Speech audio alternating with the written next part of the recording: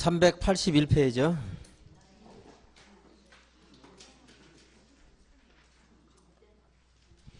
381페이지 시공자 선정 보겠습니다. 시공자 선정. 사업시행계획 인가 고시가 있으면요, 분양시설 받고 관리처분 계획에 따라 그 분양받을 사람의 권리관계를 이제 확인을 시켜줍니다. 그리고 나서 이제 건축물을 철거하고 공사를 합니다. 이때 시공에 관해서는 우리 부동산 공부에서 별로 관심을 안 가지는데 여기서만 그래도 조금 관심이 있어요. 시공자가 누구이냐는 것은 여러분들도 알다시피 아파트에 이제 입주할 사람들은 관심이 좀 많아요. 여기서 이제 한번 언급이 조금 될 수가 있습니다. 시공자. 시공자를 어떻게 선정하느냐? 가장 공정한 방법이 경쟁 입찰. 경쟁 입찰을 시켰는데 2회 이상 유찰이 됐다. 그럼 별 수 없이 수의계약 해야 됩니다. 할 수 있습니다. 수의계약. 그래서 시공자 선정은 경쟁입찰 또는 수의계약으로 한다 해서 이거나 선택사항인 것처럼 우리 법에서 표시하고 있는데 괄호에 이것이 2회 이상 유찰된 경우에 하나다 했기 때문에 얘는 선택사항이 아니고 얘가 원칙이고 얘는 보충적으로 있는 겁니다. 경쟁입찰 또는 수의계약으로 한다. 근데 수의계약은 언제요? 경쟁입찰이 2회 이상 유찰된 경우.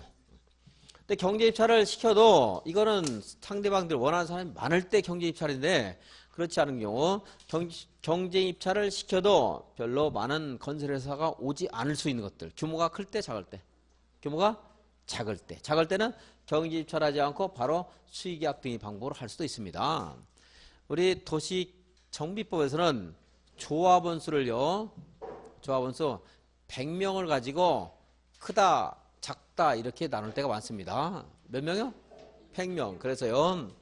조합원 수가 100명 이하인 경우에는 그때는 경쟁입찰 바로 하지 않고 정관이 정하는 바에 따라 조합이 맞는 규칙이 정관입니다.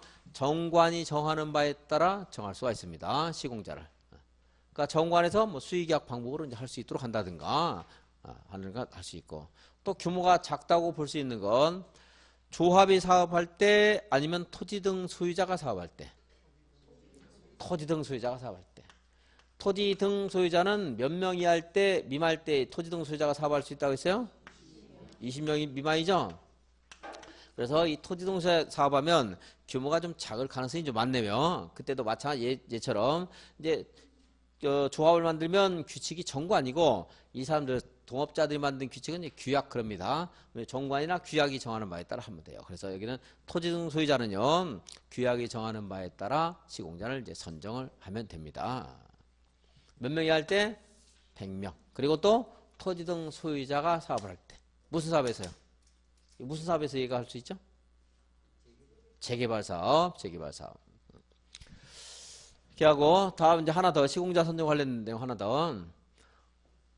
지나치면서 간단히 말씀드렸지만 뭐 천재지변이 발생했을 때라든가 아니면 정비구역에 있는 토지 면적의 국공유지가 2분의 1 이상이고 그리고 토지 등 소유자 과반수의 동의가 있으면 시장 군수 등이 사업을 할 수가 있습니다. 이 사업을요. 천재지변이 아니어도 그럴 때 이때 이곳에서 시장 군수가 사업하게 되면 시장 군수가 시행자이기 때문에 이 시공자 선정은 누가 하는 거예요? 시행자가 하는 거죠? 시행자가. 그런데 시장 군수가 여기에서 입주해서 사는 게 아니고 여기에 토지 등 소유자가 입주해서 사는 거죠?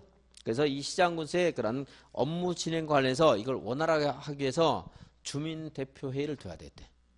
시장 군수 사업할 때. 그럼 주민대표회의가 시공자, 이 사람들에게 관련된 거죠? 시공자가 누구인가 하는 것은. 그래서 주민대표회의가 시공자를 추천을 하면 추천받은 자를 시공자로 선정을 해야 됩니다. 시장공사나 주택공사 등은. 그건 이제 하나 더. 그리고 이 사람들이 이제 시공계약을 체결하면서 여기 공사계약을 체결하면서 그 공사의 내용에 철거 공사에 관한 사항도 포함을 해서 시공계약을 체결해야 됩니다.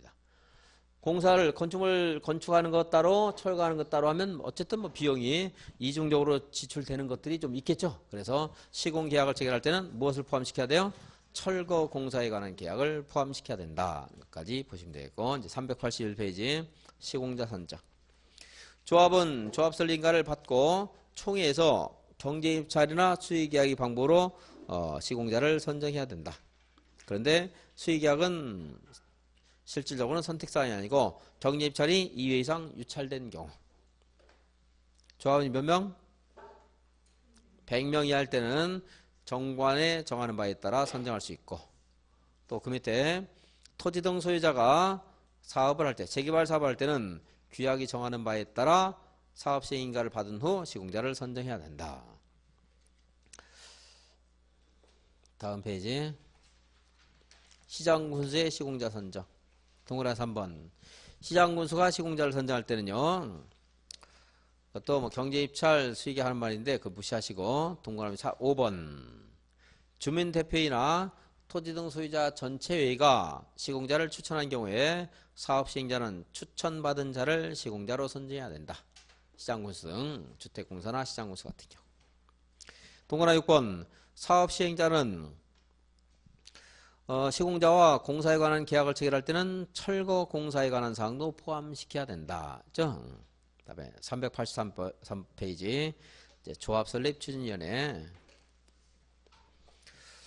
정부역 지정 후에 이제 조합을 만들죠. 그때 조합 설립 추진위원회를 만들어야 돼요. 토지 등 소유자 과반수의 동의를 받아서 시장군수의 승인을 받아야 돼요. 그런데 추진위원회는 몇 명 이상이라고 했어요? 몇 명 이상? 5명 이상의 추진위원 이사입니다. 추진위원회 몇 글자예요? 5글자. 추진위원회 5명 이상. 그래서 헷갈리면 안 돼요. 그리고 뭐의 7인? 황야의 7인 했죠? 숫자 섞어서 나올 수가 있으니까, 엇갈려 나올 수 있으니까 정확하게 기억하셔야 되고. 동그라미 3번. 추진위원회 구성에 동의한 사람은 조합 설립에 동의한 것으로 본다. 처리할 수 있다 없다? 동의해서 처리할 수 있어요 없어요? 있죠? 조합 설립인가 신청 전에 처리해야 되고요. 388페이지 동의자 수 산정하는 거 보겠습니다. 동의자 수 일단 388페이지 조합 설립인가 동그라미 1번 재개발사 추진위원회가 조합을 설립하려면 토지 등 소유자 4분의 3 이상 및 토지 면적 얼마? 2분의 1 이상의 토지 소유자의 동의를 받아 시장군수의 인가를 받아야 됩니다. 동그라미 2번 재건축 사업. 재건축 사업은 추진위원회가 조합을 설립하고자 할 때는 주택단지 공동주택의 각 동별 구분 소유자 얼마? 각 동별 구분 소유자? 각 동별 구분 소유자? 책에 있는데 왜 안 읽으세요? 각 동별 구분 소유자? 과반수의 동의와 주택단지 전체 구분 소유자의 4분의 3 및 토지 면적 4분의 3 이상의 토지 소유자의 동의를 받아 인가를 받아야 됩니다. 그냥 기계적으로 숫자를 외우면 그렇게 틀려요. 자꾸 이해라고 생각하면서. 그러니까 제가 볼 때 항상 그러잖아요. 1000번을 그냥 읽는 것보다 3번 생각하고 읽는 게 훨씬 중요합니다. 그래야지 내가 무엇을 아는가 모르는가 이걸 다. 더군다나 기계적인 숫자만 우리 시험에 나오는 게 아니고 그런 숫자 문제는 별로 안 나와요. 몇 문제. 그 문장이나 절차를 알고 있는가 물어보는 문제가 훨씬 많아요. 이제 문장의 의미를 알고 있는 거. 그래서 자꾸 생각을 하셔야 됩니다. 재건축 사업에서 주택단지가 아닌 곳이 정비구역에 포함될 수 있다고 했습니까? 있죠. 그럴 때는 주택단지가 아닌 지역의 토지나 건축물 소유자의 4분의 3과 토지 면적 3분의 이상의 토지 소유자의 동의를 받아야 된다. 그렇습니다. 정리를 하면요. 자, 조합 설립인가 여기 조합이 있는데 조합 설립 인가를 신청할 때는 그러니까 다들 머릿수는 4분의 3입니다. 토지 등 소유자 이 앞에 있는 말은 다 다른데 여러분 신경 안 써도 돼요.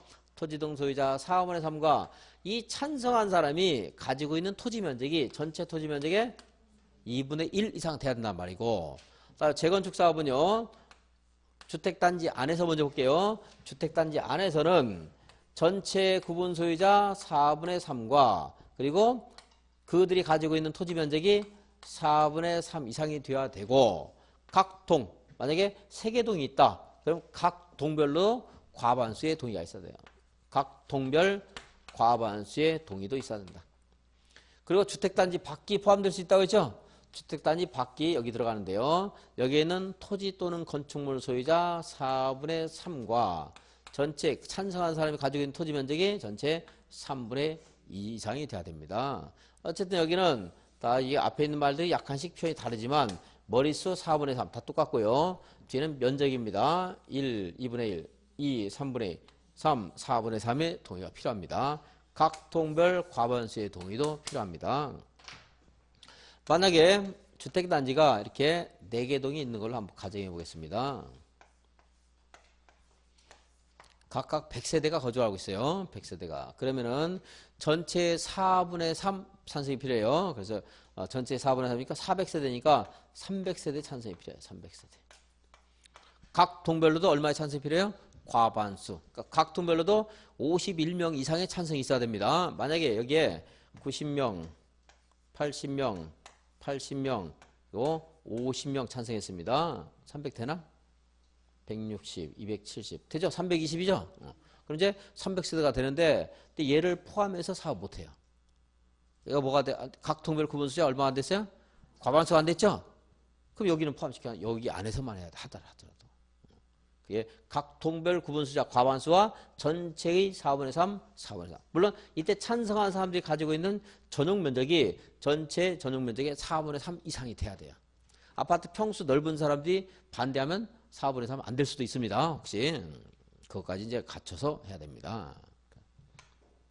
이게 4분의 3, 4분의 3 각 동별 구분수자 과반수 하는 말이고 다시 이제 정리하면 조합설 인가 신청 동의 요건입니다. 재개발은 2분의 1 그리고 재건축은 주택단지 밖에서는 3분의 2 주택단지 안에서는 4분의 3 해서 1, 2, 3 해가지고 정리를 해서 외워주시고 391페이지 토지동 소유자 동의자수 산정 방법 보겠습니다. 산정 동의자수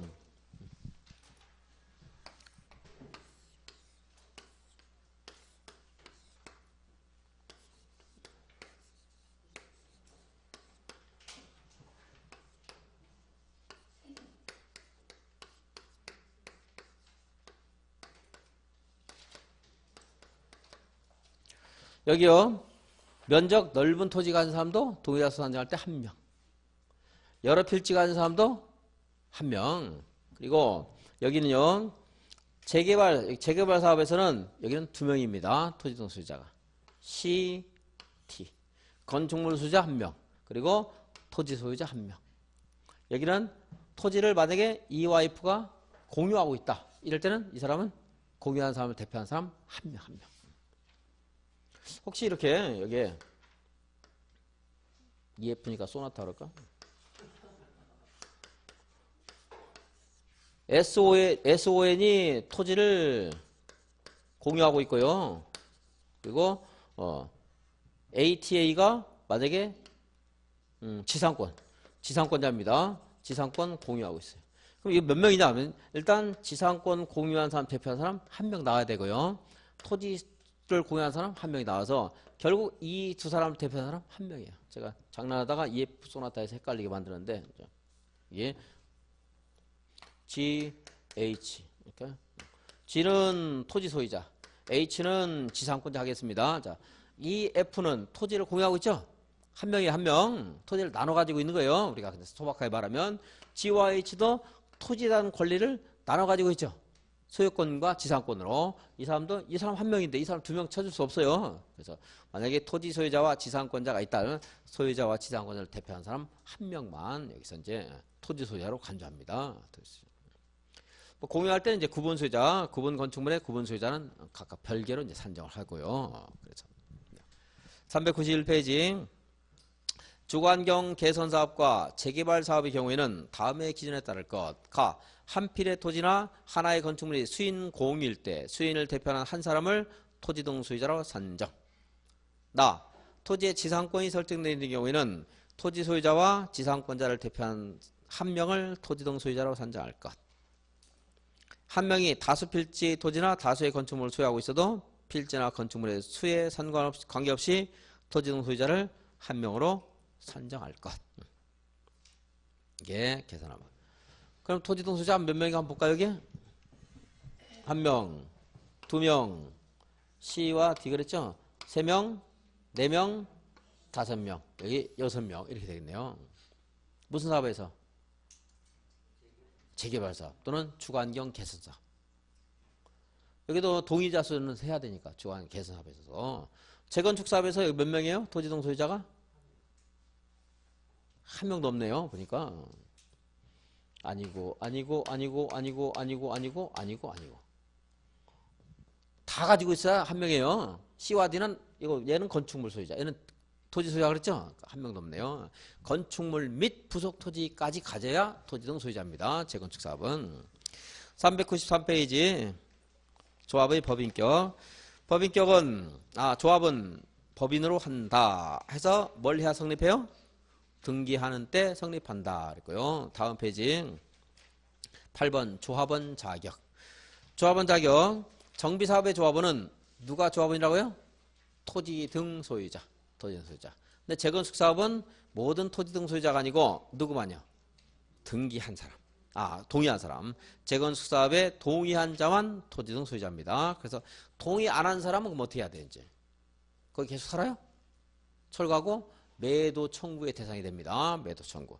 건축물만 가진 사람, 토지만 가진 사람, 동의하지 않은 사람. 이 사람들은 다 뭐예요? 재건축 사업에서 매도 청구의 대상.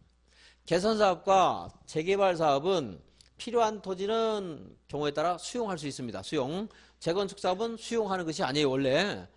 근데 천재지변으로 긴급할 때는 뭐 수용이 가능할 수 있는데 일반적인 재건축 사업에서 필요한 토지는 이제 매도 청구해서 토지를 확보해서 사업을 해야 돼요. 공적인 성격이 그만큼 약하잖아요. 재건축은. 여기는 좀 공적인 성격이 좀 있는 것들이고 이제 저속 주민들을 위한 거니까 공적인 성격이 있는 거예요. 여기 이제 충분히 여유 있는 사람들이 하니까 공적인 성격이 없죠. 그러니까 매도 청구, 재건축 사업에 뭐가 나와요? 무슨 청구권이 나와요? 매도 청구권 하는 말이 이제 중요하게 나옵니다. 398페이지. 투기과열지구에서 분양신청 못하는 사람이 있는데 조합원 자격을 취득 못하는 사람이 있는데 유학집에서 해드리겠습니다. 398페이지. 조합임원. 조합에는 조합장, 이사, 감사가 있습니다. 333 하는 좀 그렇게 어렵지 않은 숫자가 있는데 이사는 조합장은 물론 한 명이에요. 장이니까. 그리고 이사는 3명 이상. 감사는 3명 이하겠죠? 3명 이하. 3명 이하 그러면 돼요. 3명 이하면 1명 이상이니까 당연히. 법에는 1명 이상 그랬지만 감사를 둬야 되기 때문에 당연히 1명 이상은 당연한 거고 3명 이상, 3명 이하. 그리고 임기는 거기 있네요. 333. 임기는 몇 년이야? 3년 이하. 임기제도가 전에 없었는데 그러다 보니까 한 번 딱 조합장, 이사, 감사 되면 사업할 때까지 끝때까지 7년, 8년, 10년 동안 합니다. 잘못하는 일이 있어도. 안 되겠죠? 그래서 임기를 뒀습니다. 3년 이하. 연임할 수 있다 없다? 당연히 있어야 되겠죠? 연임 못하면 업무가 너무 또 단절되기 때문에 연임할 수 있고. 399페이지 이제 조합 임원의 직무. 디귿. 동그라미 8번의 디귿. 조합장이나 이사가 자기를 위해서 조합과 계약을 하거나 소송을 한다. 누가 대표한다고요? 감사가 대표하고. 조합 임원은 겸직하면 돼야 안 돼요? 안 되겠죠? 다른 조합의 임원이나 직원을 겸할 수 없다. 그리고 조합 임원 결격 사유 아까 말씀드렸네요. 중2 미성년자, 파산자 하는 게 조합 임원이 될 수 없고. 다음에 정비법을 위반해서 벌금 100만 원 이상의 형을 선고하고 5년 경고하지 아니한 자, 이 사람도 조합원이 될 수 없다고 했습니다. 왜 그런가 말씀드렸고. 400페이지. 조합 임원이 지금 본 파산 선고를 받은 자 또는 피성년 후견인인 자 이런 자들이 전에 아닌 줄 알고 임명됐는데 선임이 됐는데 그것이 거기에 해당됨이 발각됐거나 아니면은 또 새롭게 그러한 사유에 해당됐거나 할 때는 어떻게 해요? 당연 퇴임한다. 당연 퇴임. 퇴임한 임원이 퇴임 전에 관여한 행위 효력을 잃어요? 잃지 않아요? 잃지 않는다고 했죠? 잃지 않는다. 다음 페이지 401페이지 총회 의결. 총회 의결에 9번, 10번을 보면 기본계획에도 9번, 10번을 봤는데 여기도 또 9번, 10번이네. 그러고 보니까 공교롭게. 사업시행계획서 작성 변경. 괄호 안에 뭐라고 써있어요? 과반수 하는 말 있죠? 그 괄호 안에 죄송합니다. 뒤에 있는 괄호를 여쭤봤는데 10번 관리처분계획의 수립 변경. 여기도 과반수 하는 말 있죠? 얘네들은 과반수 결의가 필요합니다. 나머지들은 어떻게 해요? 어떻게 하면 돼요? 출석 과반수. 얘네들은 과반수. 정비사업비가 100분의 10 이상 늘어나요? 그럼 어떻게 해야 돼요? 조합은? 그냥 과반수 가지고, 과반수가 더 중요한 거, 가중되는 거. 3분의 2, 3분의 2. 동그라미 3번 보겠습니다. 동그라미 3번, 그 밑에. 총회 의결은 특별한 규정이 없으면 조합원 과반수가 출석해서 출석조합원 과반수의 찬성으로 한다. 근데 사업시행계획서나 관리처분계획서의 수립 변경은 조합원 과반수의 결의가 필요하고요. 정비사업비가 100분의 10 이상 증가하는 경우에는 조합은 얼마 이상? 3분의 2 이상의 찬성으로 의결해야 된다. 이 3분의 2 하는 숫자는 앞에서도 한번 본 적이 있는데 비슷한 취지가 있는 게 있어요.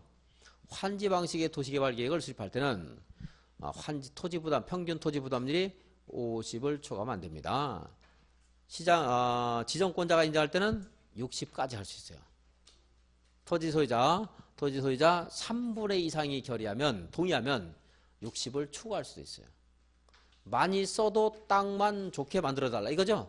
여기서도 정비사업비 많이 써도 좋으니까 좋은 아파트만 지어달라 할 때는 얼마 이상의 동의가 필요해요? 3분의 1. 똑같은 숫자죠. 같은 취지를 가졌다고 생각하시면 됩니다. 물론 지금 이제 기억이 안 나고 아까도 뭐 벌써 도시개발법 공부한 지가 1시간 2시간 된 것도 아니고 일주일이 됐는데 까마득하죠. 이제 또 보면서 같은 것들 제가 말씀드릴 때 생각이 나는 거고 생각 안 나는 사람 기죽이려고 말씀드린 거 아니에요. 안 나는 분들은 또 가서 또 공부하고 또 이렇게 해서 근데 비슷한 것들은 연결 안 하면 나중에 의미가 없어요. 연결을 자꾸 하면 할수록 양이 줄어드는 거죠. 402페이지 대의원회는 조합원수가 몇 명 이상일 때? 100명. 100명을 가지고 좀 크다 작다 이렇게 평가할 때가 있는데 100명 이상일 때는 대의원을 여기는 두어야 한다. 그래서 두어야 한다. 권리관계가 도시개발조합은 그렇게 복잡하지가 않을 수가 있어요. 토지 소유자가 조합원이기 때문에 여기는 토지 등 소유자가 조합원이에요. 그래서 조합원이 100명 이상일 때는 대의원을 두어야 한다 그랬고요. 100명. 도시개발조합은 몇 명인가 혹시 기억나세요? 50명 이상일 때 둘 수 있다 그랬거든요. 나중에 이런 숫자들이 자꾸 헷갈리니까 제가 황야의 지린, 추진위원회 5명 이런 말 다 하는 거고 여기서도 혹시 헷갈리지 보니까 백정에서 왜요? 백정. 알약 백정이 아니고 그냥 백정. 소 돼지 잡는 백정이 있어요. 옛날에 백정. 정비사업의 정과 백인의 백정. 정비사업은 몇 명 이상 할 때 대의원을 둬야 돼요? 100명. 도시개발조합은 50명. 숫자 하다 보면 나중에 이제 또 이거 헷갈릴 수 있어서 정리합니다. 대의원 수는 마찬가지네요. 10분의 1. 조합원 수의 10분의 1. 그런데 몇 명 이상 할 때 복잡해서 대의원을 두라고 했죠? 100명. 자, 조합은요, 100명입니다. 대의원을 몇 명 이상 둬야 돼요?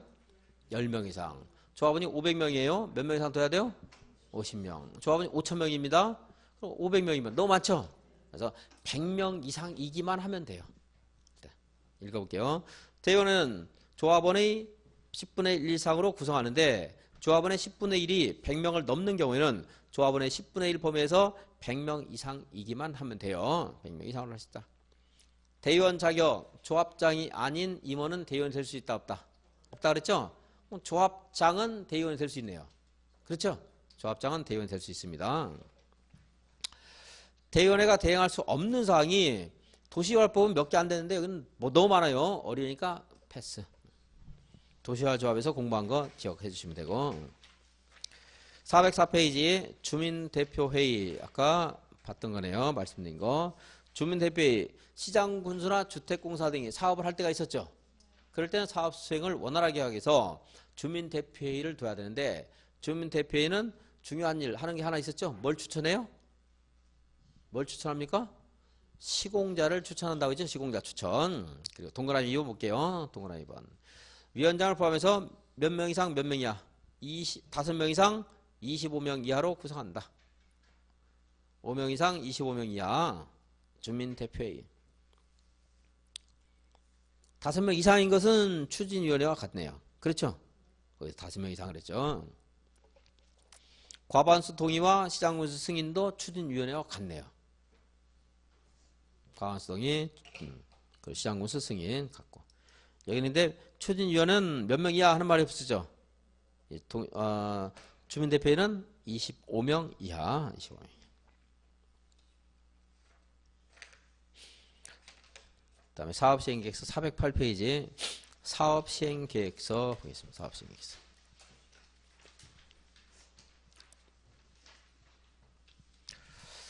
사업시행계획서는 다음의 사항을 포함해야 됩니다. 사업시행계획서 1번 토지이용계획. 그래서 건축물 배치계획. 여기 사업시행계획서예요. 여기 재건축사업 정비구역입니다. 정비구역에서 재건축사업을 하겠다. 그러면 사업시행계획서에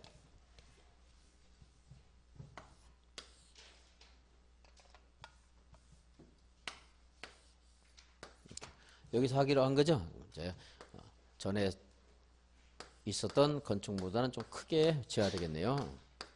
짓고 여기 이제 복리시설 같은 것도 이제 짓고 이렇게 해서 아파트 몇 평짜리 몇 세대를 지을 것인가 하는 것이 사업시행계획서였어요. 그러니까 건축물 배치 계획이 있어요.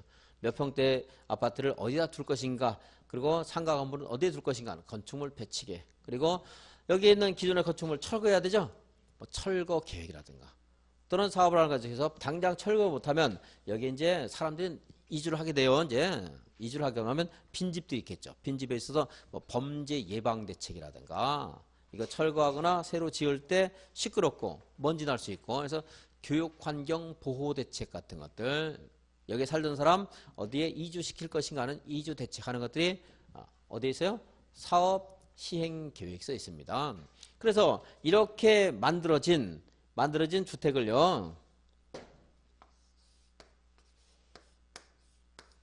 어떻게 나누어 가질 것인가 하는 것이고요.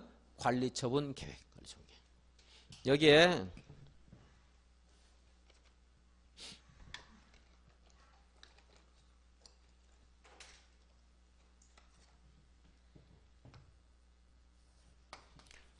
갑이라는 사람이 이제 재건축 사업은 주택하고 공유지분 가지고 있어야 되겠죠.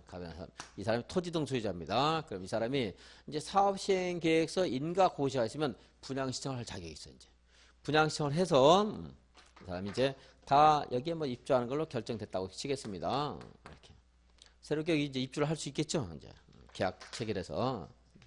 그럼 이 갑이 여기에 입주를 하게 되면 종전에 있었던 토지나 건축물의 가격과 이 입주하게 되는 분양받게 되는 대지와 건축물의 가격을 또 비교를 해야 돼요. 그래서 여기서 다 뭐예요? 청산금으로 이제 청산을 또 해줘야 됩니다. 그러한 문제가 관리처분 계획이 있어요. 이제 갑이 종전에 가지고 있었던 저기 있는 재산의 가치와 새롭게 분양받는 재산의 가치를 비교 평가하고요. 그리고 여기 정전에 있던 아파트 세대수가 300세대면 여기서 300세대만 달랑 짓진 않겠죠. 좀 더 많이 지을 가능성이 많죠. 좀 더 많이 지을 거예요. 그렇게 되면 거기에는 또 이제 분양 일반 분양하는 그런 내용들 이런 것들이 이제 관리처분 계획이 다 있어요. 이제 분양 신청하지 않은 사람도 있을 수 있죠. 그런 사람들을 제외하고 이제 관리처분 계획을 수립해서 일반 분양분이 얼마나 되고 조합원 분양분은 얼마나 되는 것인가 하는 것들이 이제 여기에 다 결정이 돼요. 관리처분 계획이. 그래서 여기는 분양과 관련된 말이 나오고 분양. 여기서 공사를 시행하기 위해서 무슨 공사를 하는 계획이라든가 무슨 공사와 관련돼서 무엇인가 사고를 방지하는 뭐 대책 같은 것들, 이런 것들이 사업시행 계획이 있고, 분양 관련된 분양이라든가 권리관계 하는 것들이 관리처분 계획이 있습니다. 그래서 아파트를 다 짓고 나면 이 관리처분 계획에 따라서 분양을 하면 되는 것이고, 도시개발법에서는 환지 계획에 따라서 환지 처분하는 거고, 여기는 관리처분 계획에 따라서 소유권 이전시키면 되고, 이 아파트 누구한테 이전시켜야 돼요? 갑에게 이전시켜야 되겠죠. 이제 공사가 끝나고 나면 준공 인가를 받고요. 이 아파트는 이제 사업 시행자 명의로 일단 보존 등기하겠죠. 보존 등기를 한 후에 소유권 이전을 해주는 겁니다. 분양받은 사람에게. 이렇게 절차가 진행되고, 앞으로 이 절차 진행되는 것은 시험에서 정비법에서는 절차 문제도 물어볼 수 있어요. 여기까지 진행되는 과정. 옳게 나이란 것은 이렇게 물어볼 수 있기 때문에 하나씩 절차를 목차 위주로도 한번 보셔야 됩니다. 다시 저럼 사업시행계획서 작성해서 인가 고시가 되면 이것의 그냥 토박한 현실적인 의미는 이제 너 공사해도 좋다. 이게 허가가 떨어진 거예요. 인가. 공사해도 좋다면 우리나라에서는 또 좋은 것이 사업시행자는 아파트 너 지어도 좋다면 그때부터 팔 수 있어요. 선분양하죠. 그냥 저는 관리 여기 정비 사업에서도요. 사업 시행 인가 고시가 있으면 여기서 이제 건축하게 될 아파트 평형수라든가 세대수 하는 것들 관해서 분양 공고를 하는 거지. 물론 토지 등 소유자에게는 일일이 다 통지를 해줘야 돼요. 직접 권리관계를 가진 사람이 다 통지를 해주고 그리고 일간신문에 분양 공고합니다. 분양 공고. 그럼 분양 공고 보고 여기 있는 토지 등 소유자가 분양 신청. 여기 분양 신청은 조합원들 말하는 거예요. 일반 분양 아니고 분양 신청하고 분양 신청하면 분양 신청 결과를 토대로 해서 돼요. 누가 분양 신청했는가, 누가 분양 신청 안 했는가, 청산금은 얼마나 결제할 것인가 하는 것들의 관리처분 계획서에 이제 있어야 됩니다. 관리처분 계획.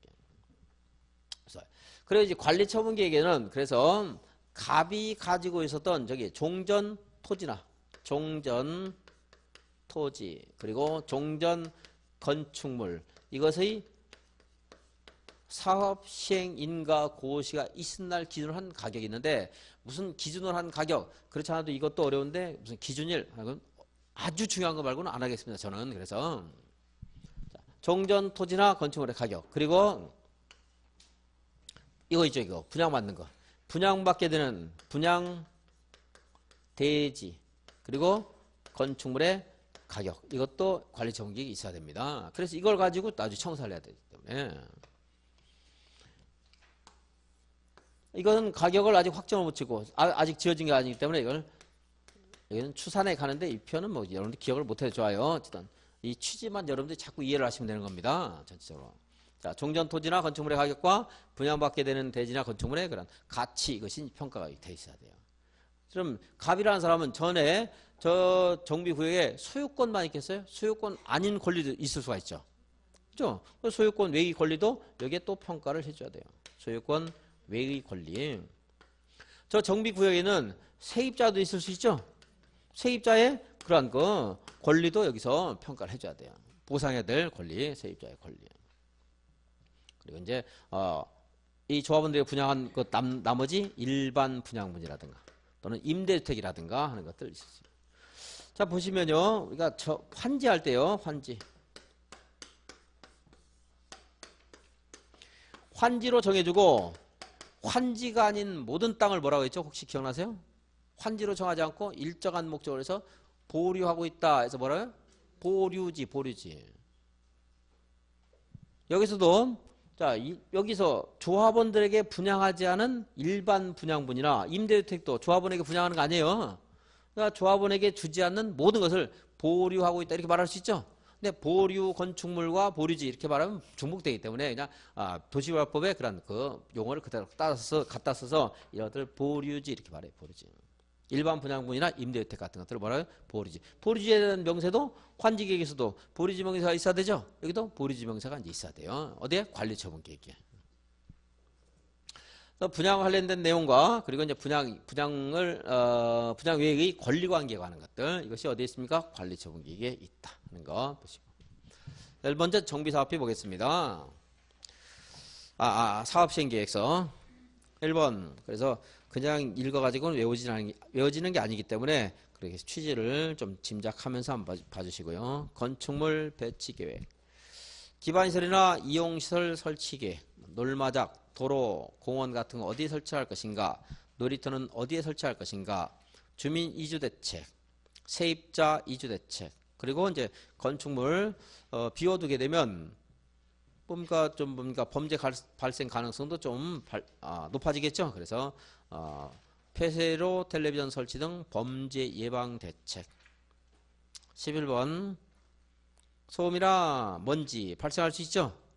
교육환경 보호에 관한 계획. 그런데 이것은 정비구역으로부터 200m 이내에 교육시설이 있을 때 한정됩니다. 당연히.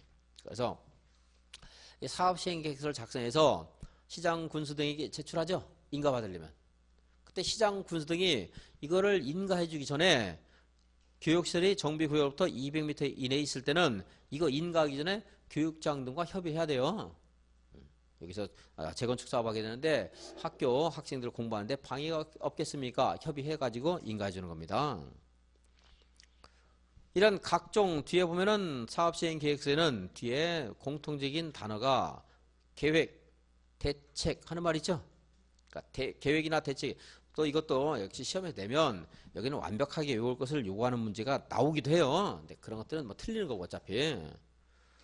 사업시행계획서의 내용이 아닌 것은 하면은 그 중에 하나가 관리처분계획서에 들어갈 게 나올 가능성은 거의 대부분입니다. 그래서 사업시행계획서의 뒤에 앞에 있는 말 다 기억을 못하더라도 제가 강의할 때 말씀드렸지만 계획과 대책 하는 말 나면 사업시행계획서, 분양, 권리 이런 말 나면 관리처분계획서. 여기에 계획과 대책이 아니고 정비, 사업비 하는 게 있죠 뒤에. 무슨 사업을 할 때는 항상 재원 부담에 대한 계획, 재원 마련 계획이 있어야 됩니다. 재원 마련 계획. 그래서 정비 사업비 하는 것도 사업 시행 계획 쓰습니다. 근데 얘와 이제 다른 것이 여기 관리처분 계획에는 여기도 거기에는 정비 사업비라는 게 들어가 있어요. 정비 사업비의 추산액 이런 말을 하는데 거기서는 여기는 권리 문제이기 때문에 단순한 사업 경비가 얼마인가 이게 문제가 아니고 조합원의 부담 규모, 분담 규모가 여기 있어요. 이제. 그것은 어디에 있어요? 그래서 관리처분 계획. 관리처분 계획은 권리 문제. 얘가 100분의 10 이상 늘어날 때는 조합은 얼마가 결의를 해야 된다고요? 그냥 사업 시행 계획서 수립 작성은 과반수죠. 이게 100분의 10 이상 늘어날 때 평균 토지 부담률 늘릴 때도 3분의 2. 정비 사업비 늘리는 것도 10분의 1 이상일 때는 3분의 2 그랬습니다. 자, 417페이지. 417페이지. 정비사업 시행을 위한 조치 등. 철거되는 주택의 세입자 또는 그 주민들 이주대책이 있어야 되겠죠? 이주대책이 있어야 되는데 거기에 417페이지 맨 밑에 동그라미 3번 한번 1번 체크하고요. 동그라미 3번에 국가나 지자체는 면제한다 돼 있죠? 사용료나 대부를 면제한다 했어요. 국가나 지자체는 사용료나 대부를 면제한다. 이 말이 있다는 거 기억해 주시고 다른 것들은 좀 이거 기억하시면 다른 거 알 수 있는 정도 내용들입니다. 어려운 거 아니에요. 동그라미 1번. 근데 막연하게 읽으면은 무슨 말인가 모르니까 일단 하나 기준을 정해놓고 주거환경 개선 사업이나 재개발 사업을 할 때는 세입자나 주민들의 임시 수용 등의 조치를 취해야 돼요. 임시 수용을 못하게 되면 임시 수용에 상응하는 조치, 전세자금 대출, 알선 이런 것들을 해줘야 됩니다. 임시 수용들은 해야 되고 그렇지 못할 때는 이에 상응하는 조치를 취해야 되는데 임시 주거시설 설치를 위해서 필요할 때는 국가, 지자체, 공공단체, 개인의 토지 등을 일시 사용할 수가 있어요. 일시 사용. 근데 일시 사용할 수 있다고 해도 개인은 좀 문장이 좀 이상해요. 이거 바꿔야 돼 지금 볼 때는. 일시 사용할 수 있다면 그냥 사용할 수 있는 권한이 있는 거죠. 그럴 때 이렇게 말을 하는 건데 그래놓고는 국가나 지자체는 일정한 목적 외에는 거절할 수 없다 이런 말인데 그럼 개인이나 공공단체는 거절할 수 있다는 말이죠. 개인이나 공공단체는 거절할 수 있어요. 거절할 수 있으면 사용할 수 있다 이런 말 하는 것이 별 의미가 없어요. 다 거절하지 그걸 찬성하는 사람 어디 있겠어요? 또 거기에 대한 손실 보상도 요구할 것이고 그래서 이 말이 무슨 의미가 진짜 없는데 시험에 나올 수 있기 때문에 읽어보는 겁니다. 국가나 지자체는 그 밑에 사용하게 했을 때는 무상으로 사용하게 해야 되는데 읽을게요. 동그라서 한번. 국가나 지자체는 사업 시행자로부터 임시 거주시설에 필요한 건축물이나 토지 사용 신청을 받은 때는 대통령령이 정하는 사유가 없으면 이를 거절하지 못한다 하는 말 있죠? 거절할 수 있어요 없어요? 그럼 이런 말을 자꾸 이해를 해야 되기 때문에 제가 외우지 말고 자꾸 듣고 이해하고 읽고 해야 돼요 여러분들이. 그러니까 처음에는 1, 2, 3, 4에는 여러분들이 자꾸 이제 공부가 안 될 때는 인터넷 강의 동영상을 반복해 보는 것도 방법이 더 좋고 5월, 6월부터는 반복도 뭐 꼭 필요한 반복도 하는데 반복보다는 혼자 공부하는 시간을 좀 더 많이 가져야 되고 그래서 안 되면은 반복도 하셔야 되고요. 근데 혼자 공부하는 시간을 점점 늘려 나가야 돼요. 이제 5월, 6월부터는. 더구나 7, 8, 90은 계속 이제 혼자 그러니까 생각하는 시간이 훨씬 많아져야 됩니다. 물론 이때까지도 계속 강의를 2번 뭐 오전에도 듣고 오후에도 듣고 낮에는 동영상 듣고 하는 분도 계세요. 방법 여러 가지지만 일반적으로 그렇다는 겁니다. 일반적으로. 의미를 자꾸 이해해야 되는데 그래서 강의도 자꾸 들고 줄 긋는 게 아니고 자꾸 듣고 줄은 못 긋어도 돼요. 강의를 자꾸 들으셔야 돼요. 줄 긋어봐야 의미 없어요. 이 말 금방 여쭤보는데도 책을 봐도 무슨 말인가 잘 모르잖아. 근데 그 말을 찾아내야 돼요. 문장이 나왔을 때 시험에 맞는가 틀린가를. 국가나 지자체는 일시 사용 신청을 거절할 수 없다. 맞아요, 틀려요? 틀렸어요. 할 수 있는 사유가 있으니까. 할 수 있으니까. 근데 얘는 이제 그 정도 원칙과 예의를 안 나오고 그 말들 나오기 뒤에 있는 그 예외 사유에 해당되는 말이 나오기 때문에 찾는 거 그렇게 어렵진 않을 겁니다. 사용 신청을 다음 페이지 보시면은 거절할 수 있는데 여기는 거절할 수 있다고 좀 생각해 주십시오. 그 말 여기 이 말이 나와요. 이제 제3자와 이미 매매 계약을 체결하거나 사용 신청 전에 사용 계약을 체결하거나 또는 뭐 사용 계획이 있거나 이럴 때는 너무 뻔한 말들이죠. 상식적인 수준에서 나옵니다. 그래서 국가나 지자체는 언제나 이런 식으로 나올 거예요. 시험에서 어떠한 경우에도 주관경 개선 사업을 위한 임시 수용시설을 설치를 위한 토지 사용 신청을 거절할 수 없다. 어떠한 경우에도 틀렸죠? 그런 거. 그 정도만 이제 짐작하시면 되겠고 사용을 만약에 사용 신청을 수락했을 때는 사용료를 받는다 안 받는다? 안 받는다는 거 이제 그 정도 두 가지만 쟁점을 봐주시고 개인 하는 문제는 시험에서 나와도 맞는 말 나오는데 혹시 개인에게도 사용 신청할 수 있다. 이게 왜 개인에게까지 남의 땅을 빼서 사용 신청할 수 있는가 하는 것이 이제 여러분들 오해를 할 수 있기 때문에 한번 보긴 봐야 돼요. 답이 될 가능성은 높지 않지만. 419페이지 재건축 사업에서의 매도 청구. 여기 있는 건 이거는 이제 대부려 면제된다 이 말 가지고만 연상을 할 수 있는 데까지만 하시면 충분히 찾을 수 있는 문제가 나올 거고 419페이지는 이거 중요도는 훨씬 높습니다. 임시 수용 시설보다. 재건축 그 전에 그 위에도 한번 봐야 되겠네요. 토지 수용 사용. 여기 보시면은 개선 사업과 재개발 사업 이 사업은 좀 서민을 위한 것이고 그래서 공익적인 성격이 좀 많다고 보여져요. 서민들을 위한 것은 현대국가의 공익이라고 봐야 돼요. 그것들은 다. 그래서 이들 사업할 때는 필요한 토지를 수용, 사용할 수도 있어요. 근데 이 사업을 위해서는 수용, 사용 못하는 게 원칙이지만 천재지변이 발생하면 수용, 사용 가능할 수 있어요. 근데 거기까지 물어보지 않으니까 무시하시고 자, 이 사업할 때 수용, 사는데 이 사업의 수용, 사용 여기는 못한다. 이것도 물어볼 가능성이 거의 없어요. 자, 근데 이걸 수용할 때 수용해요. 뭔지 모르지만 수용할 때는 무슨 법을 준용해요? 수용하는 절차를 공익사업법을 준용한다. 이거 알아두시고 공익사업법을 준용할 때 공익사업법에서는 사업인정 고시가 있으면 수용을 할 수가 있는데 사업인정 고시는 너 공사에도 좋아 이거예요. 여기서 언제요? 사업시행계획 인가 고시가 있으면 그때 사업인정 고시가 있는 것으로 본다.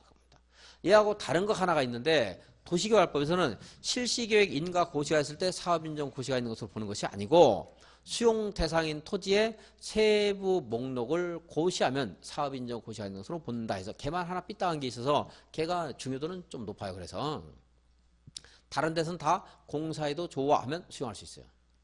도시개발법은 수용 보상 대상이 되는 수용 대상이 되는 토지를 다 확인하고 그리고 나서 자기의 책임을 다 갖춰놓고서 수용할 수 있습니다. 자, 토지 수용 사용 419페이지에 양괄호 2번에 동그라미 2번. 공익사업법을 준용할 때 사업시행계획 인가 고시가 있으면 공익사업법에 따른 사업인정 고시가 있은 것으로 본다. 시제가 어떤 데는 있었던 것으로, 어디는 있은 것으로, 어디는 있는 것으로 해놨는데 재건축사업은 이제 본래 원칙적으로 수용을 못하는 게 원칙이고 매도 청구권 행사합니다. 매도 청구권. 재건축사업 매도 청구권 한번 볼게요. 이제 공사도 좋아할 때 남의 땅도 뺏어와야 되겠죠. 수용을 못하고 이제 매도 청구인데 사업시행계획 인가 고시하시면 이때로부터 30일 이내에 재건축사업에서 조합원은 누가 조합원인가 혹시 기억하세요? 재건축사업의 조합원 토지 등 소유자인데 조합 설립에 동의한 토지 등 소유자. 동의 안 한 사람은 조합원이 아니에요. 여기서 아까 보세요. 이 분양 신청은 누가 하는 거예요? 이거 조합원이 하는 겁니다. 조합원이. 조합원 아닌 사람은 분양 신청이 없고 아까 일반 분양분 나중에 그냥 일반적인 주택법에 따라 분양받는 거고요. 그래서 그 조합 설립에 동의하지 않은 사람은 그 주택을 또는 토지를 팔고 떠나야 돼요. 매도 청구의 대상이 되는 겁니다. 또 아까 혹시 무슨 면적이 얼마 무슨 국공유지가 전체 면적이 2분의 1 이상이고 토지 등 소유자 과반수가 동의하면 시장군수나 주택공사가 사업할 때가 있었죠. 그때를 대비해서 무슨 대표회를 뒀었는데 주민대표회. 걔네들이 뭘 추천하기도 했는데요. 시공자 이런 거 있었죠. 근데 그 주택공사나 시장군수나 주택공사 사업 시행에 동의 안 한 사람이 있을 수 있죠. 동의 안 한 사람. 그 사람들에게도 매도 청구 행사할 수 있어요. 근데 두 가지 절차 다 하는 건 어렵고 이제 공부를 하는 과정에서 그런 것들이 하나하나씩 나왔을 때 이제 나도 보시면 되고 어쨌든 사업을 하지 않겠다고 하는 사람들이에요. 이제 공통점은 사업을 하려는 게 아니고 사업을 반대하는 사람들 그 사람들에게 뭐 하는 거예요? 매도 청구권 행사하는 거. 매도 청구권. 네. 동의 안 한 사람. 자, 이 사람들이 매도 청구권 행사하는데 전에는요. 재건축 사업이 인기가 많을 때는 동의 안 하는 사람 잘 없어요. 그랬죠? 그래서 저는요, 이런 뭐 절차가 없이 사업 시행에 동의하지 않은 사람, 조합 설립에 동의하지 않은 사람에게 그냥 매도 청구권 행사할 수 있다 이렇게 하고 끝났어요 전에는. 근데 이제는 여기에 반대하는 사람도 많고요. 사업을 진행하는데 비용 부담이 아주 만만치가 않게 됐어요 이제 앞으로. 그래서 사업 시행자가 이 사람들한테 다시 한번 찾아가요. 아쉬운 소리를 또 해요. 동의하지 않은 사람에게 사업 시행 계획 인가 고시로부터 30일 내에 동의 여부를 다시 한번 물어봐요. 지금도 마음이 안 바뀌었습니까? 바뀌었으면 동참해 주십시오. 구걸하는 거예요, 사실은. 그래서 2개월 이내에 확답을 하도록 요청할 수 있습니다. 그러면 이제 여기 동의하지 않은 사람이 이제 그 통지받은 날부터 2개월 이내에 나 여전히 할 마음이 없어 하거나 아니면 아무 말도 없으면 아무 말도 없이 2개월 지나면 동의한 거예요? 동의 안 한 거예요? 안 한 거죠, 당연히. 동의 별로 안 했던 사람이니까. 2개월 동안 이제 2개월이 지나면 그때 이제 동의하지 않겠다는 사람에게 다시 이제 매도 청구 그때 가서 행사를 해요, 이제. 전에는 바로 다짜고짜 했어요, 이제. 근데 지금은 이제 또 기간을 이렇게 줍니다, 여기 기간을.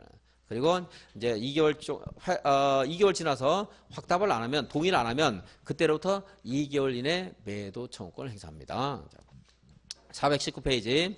재건축 사업 시행자는 사업 시행 계획 인가 고시가 있은 날로부터 30일 이내에 다음 해자에게 동의 여부를 회답할 것을 촉구해야 된다. 촉구받은 토지 등 소유자는 촉구받은 날로부터 얼마?